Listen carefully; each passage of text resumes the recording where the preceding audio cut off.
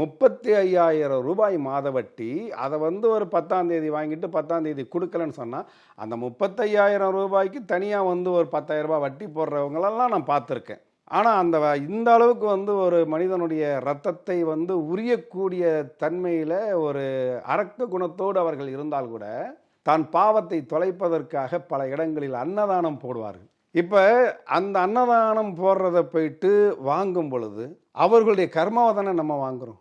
அதை வந்து நம்ம வந்து பிரித்து பார்க்கலாம். நீங்கள் சொன்ன மாதிரி இறைவனுக்கு வைத்து படைத்த பிரசாதம் அது வேற, அது நமக்கு கிடைக்கக்கூடிய பிரசாதம். அது வந்து நம்மளுடைய மனநிலை அல்லது சூழ்நிலைக்கு தகுந்தார் மாதிரி. நான் மன ரீதியான கஷ்டத்தில் இருந்தால் அந்த கஷ்டத்தை தீர்க்கக்கூடிய பிரசாதமாக அது எனக்கு கிடைக்கும்.